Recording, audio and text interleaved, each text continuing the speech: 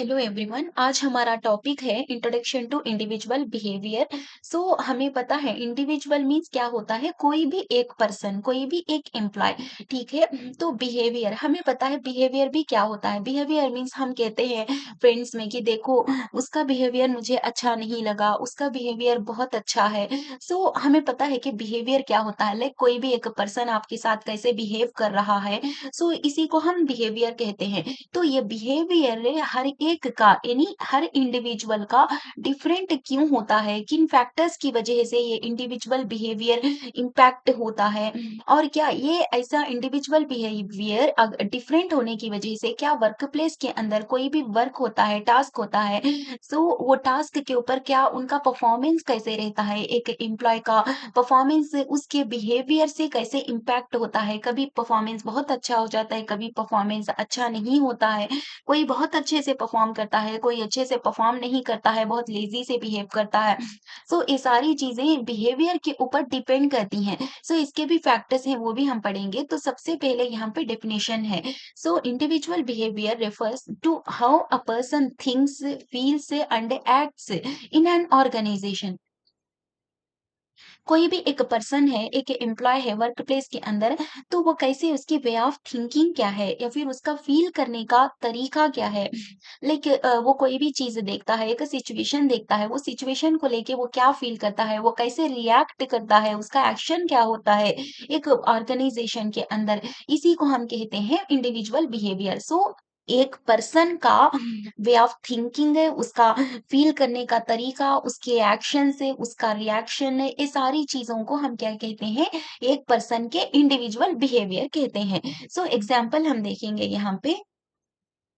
In a company, two employees with the same qualifications perform differently. One is proactive and motivated, while the other is less engaged. This difference is due to individual behavior. सो एक company के अंदर XYZ एक company है, उसके अंदर दो employees हैं, बहुत सारे एम्प्लॉयज हैं, उनमें से दो एम्प्लॉयज ऐसे हैं जिनका क्वालिफिकेशन सेम है, लाइक दोनों ने MBA किया हुआ है। लेकिन इनमें से एक एक पर्सन ऐसा है, एक एम्प्लॉय जो बहुत प्रोएक्टिव है।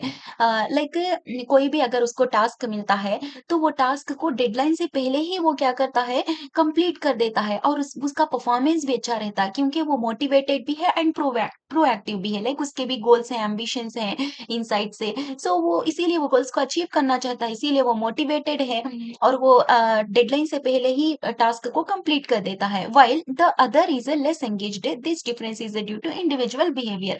जो अदर पर्सन है ना, वो लेस एंगेज्ड, लाइक वो लेजी फील कर रहा है, वो इतना एंगेज्ड नहीं है अपने टास्क से। वो सोच रहा है कि डेडलाइन है तो चलो जाने दो, डेडलाइन है, डेडलाइन पे ही वर्क करूंगा, अभी तो टाइम है। वो अच्छे से टाइम स्पेंड कर रहा है।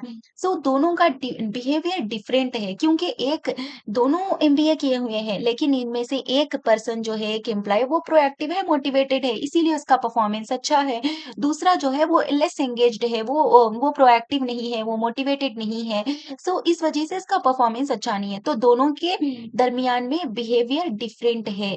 तो यही चीज़ अब यहाँ पे हम पढ़ेंगे।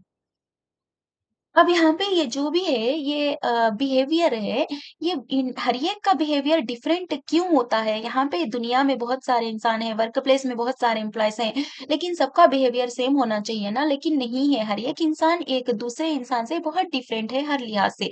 लेकिन वो बिहेवियर डिफरेंट क्यों है, क्योंकि कुछ ऐसे फैक्टर्स हैं जो उस बिहेवियर को अफेक्ट करते हैं। तो उन्हीं फैक्टर्स को अब हम पढ़ेंगे। Factors affecting individual behaviour. सबसे पहले बायोग्राफिकल कैरेक्टरिस्टिक्स, लाइक एज हो गया, लाइक किसी का बहुत ज्यादा एज है, कोई अभी फ्रेशर आया हुआ है, तो फ्रेशर का बिहेवियर अलग रहेगा। वो बहुत मोटिवेटेड भी रहेगा, वो बहुत थोड़ा लेजी भी रहेगा, वो उसका माइंड भी अच्छे से वर्क करेगा, थोड़ा जो ये और इसको ये थोड़ा गुस्से वाला भी रहेगा। लेकिन वहीं पे जो अदर पर्सन है ना, एक्सपीरियंस्ड है, थोड़ा ओल्ड है, इसकी एज है, तो वो थोड़ा पेशेंस रहेगी उसके अंदर। सो यहाँ पे एज की वजह से दोनों के दरमियान में डिफरेंस आ गया। जेंडर, मेल है अलग बिहेव करेगा, फीमेल अलग बिहेव करेगी। सो फिर एजुकेशन आ जाएगा, किसी का हायर एजुकेशन होगा लाइक कोई एमबीए करके आए हैं, एमसीए करके आए हैं, एमटेक करके आए हैं। वेल वहीं पे उसी कंपनी में कोई आया हुआ है जो नॉर्मल 12th पढ़ के आया है, फिर डिग्री पढ़ के आया है, तो दोनों का क्वालिफिकेशन डिफरेंट है। कोई हायर क्वालिफिकेशन रखता है एंड कोई लोअर क्वालिफिकेशन रखता है, तो इस वजह से भी इनके बिहेवियर में डिफरेंस आ जाता है। एक्सपीरियंस है, कोई एक्सपीरियंस्ड है, कोई फ्रेशर है, तो यहाँ पे भी डिफरेंस आ जाता है। लाइक होता है ना, एग्जाम्पल एक्सपीरियंस्ड एम्प्लॉय से में परफॉर्म टास्क से फास्टर। लाइक जो भी एक्सपीरियंस्ड एम्प्लॉय रहेगा ना, वो कोई भी टास्क आता है तो वो फास्टरली परफॉर्म कर लेगा, लेकिन जो फ्रेशर रहेगा उसको बहुत सारे चैलेंजेस फेस करने पड़ते हैं, इस वजह से उसका परफॉर्मेंस अच्छा नहीं होता है। सो यहाँ पे एक्सपीरियंस की वजह से जो भी टास्क है वो अच्छे से परफॉर्म कर पा रहा है एक पर्सन, एक एम्प्लॉय, वाइल दूसरा जो फ्रेशर है वो एक्सपीरियंस्ड नहीं है, इस वजह से वो टास्क परफॉर्म जल्दी से नहीं कर पा रहा। सो यहाँ पे एक्सपीरियंस एक फैक्टर है जिसके वजह से दोनों के दरमियान में डिफरेंस आ गया। सेकंड वन है एबिलिटी। सो हर एक की अपनी अपनी अलग अलग एबिलिटीज होती हैं, like skills and knowledge a person has.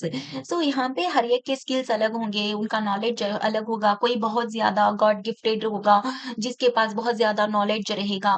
So यहाँ पे इंक्लूड से इंटेलेक्चुअल एंड फिजिकल एबिलिटी। सो यहाँ पे एबिलिटी सिर्फ इंटेलेक्चुअल लाइक जहनी सलाहियत को ही नहीं बोल रहे हैं, यहाँ पे फिजिकल एबिलिटी को भी बोल रहे हैं। लाइक कोई होगा जो फिजिकली बहुत स्टेबल रहेगा तो वो भी अच्छे से बिना थके अच्छे से वो 12 आवर्स 14 आवर्स भी वर्क कर सकता है, वो टास्क को जल्दी से परफॉर्म करके दे देगा।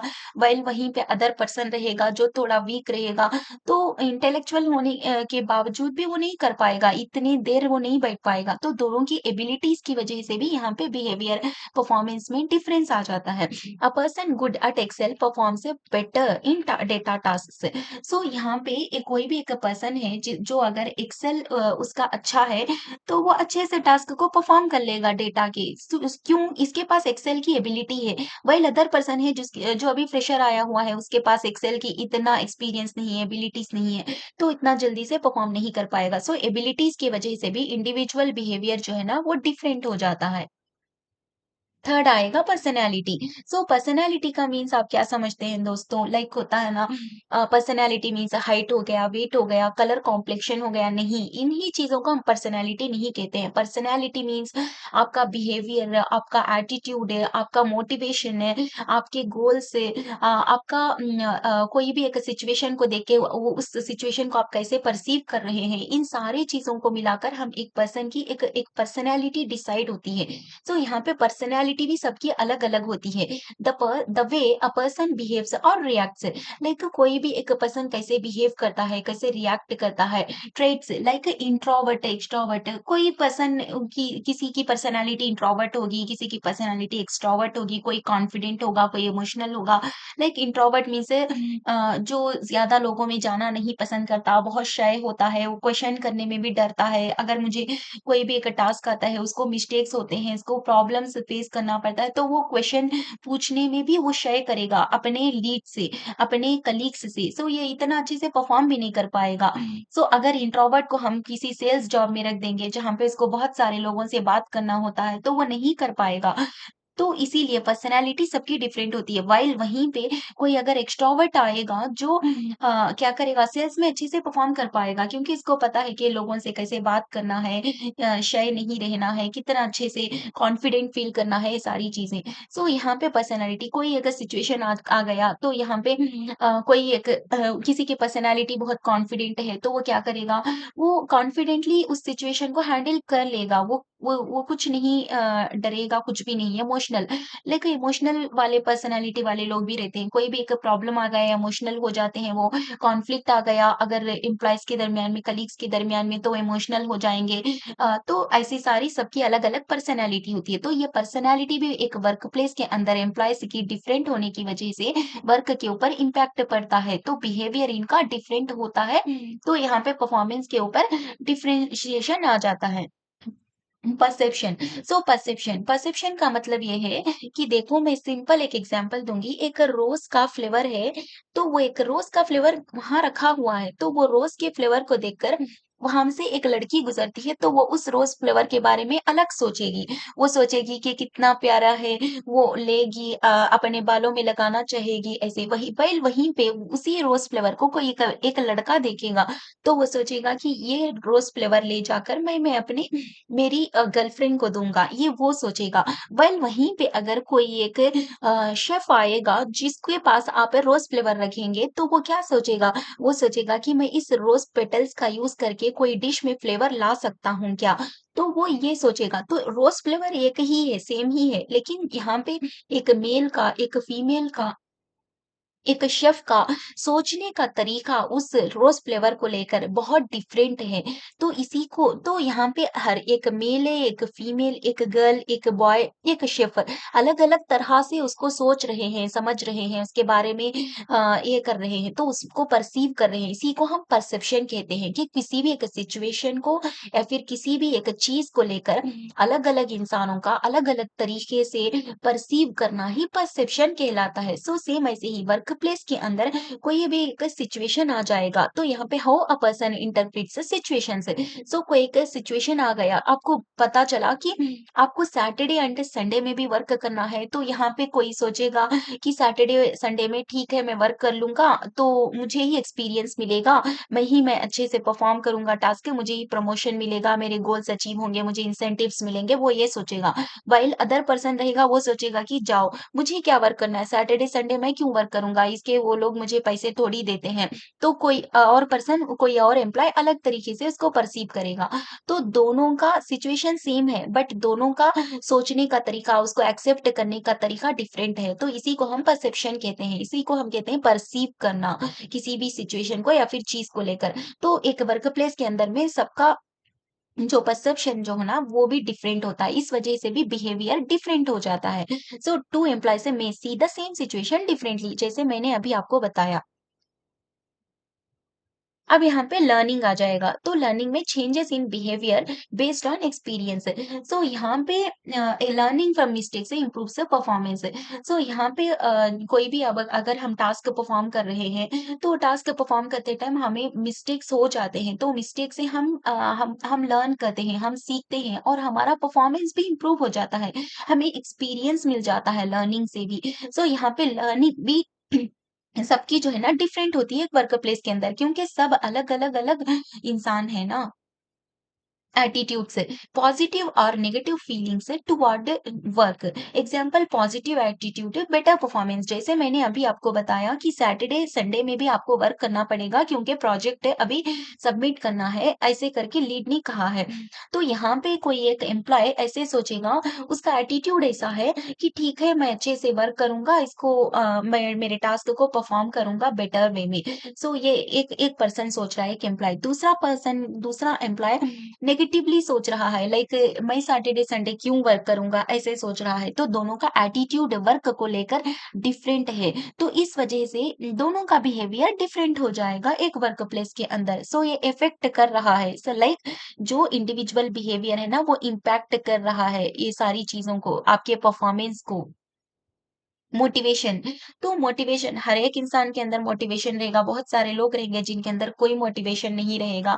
Like the drive to achieve goals, तो ये एक ऐसा ड्राइव है जो हमारे गोल्स को अचीव करने में, हमें मेहनत करने में, डे एंड नाइट 24/7 हमें मेहनत करने में हमें मोटिवेट करते रहता है। जो हमारे अंदर जो गोल्स हैं, हमारे अंदर जो एम्बिशंस हैं, जैसे कि हमें घर बनाना है, हमें कार लेना है, तो हमें ये गोल्स है हमारे फैमिली के लिए कुछ करना है, ये गोल्स हमें क्या करेंगे, हमें ढकेलेंगे, हमें पुश करेंगे, हमें वर्क के टुवर्ड्स।